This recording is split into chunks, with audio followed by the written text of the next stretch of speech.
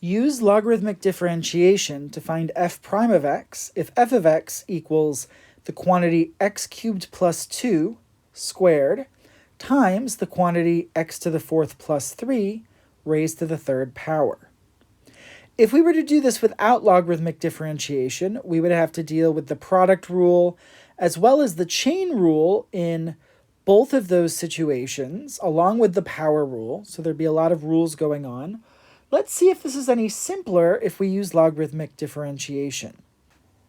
Now, I'm going to write y instead of f of x because that feels like slightly simpler notation to work with when we're dealing with logarithmic differentiation.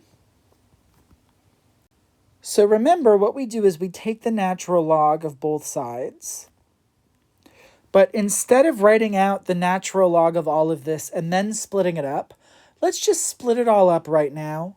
When we take the natural log of a product, it's just going to be the sum of the individual logs, and then we can take the exponents outside of them, and so this is just going to become 2 times ln of x cubed plus 2 plus 3 times ln of x to the fourth plus 3.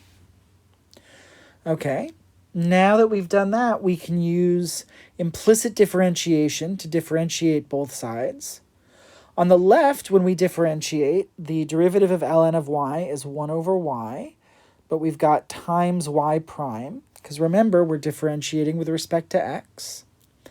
Now on the right-hand side, when we are differentiating ln of u, that's going to end up being 1 over u, but then we're going to have to multiply by the derivative of the inside.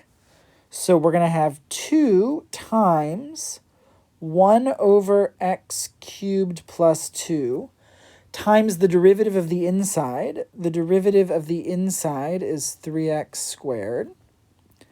And then over here we've got 3 times 1 over x to the fourth plus 3 times the derivative of the inside, which is 4x cubed. So we've got 1 over y prime times, cleaning this up, 3x squared times 2 is going to give us 6x squared in that numerator, all over x cubed plus 2.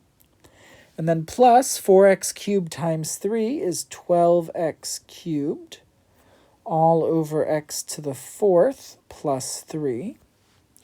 And then to get y prime alone, we're going to have to multiply both sides by y.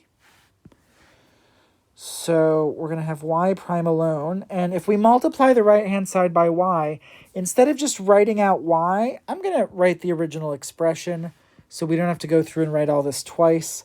So when we multiply the right-hand side by y, that's going to be x cubed plus 2 squared times x to the fourth plus 3 cubed.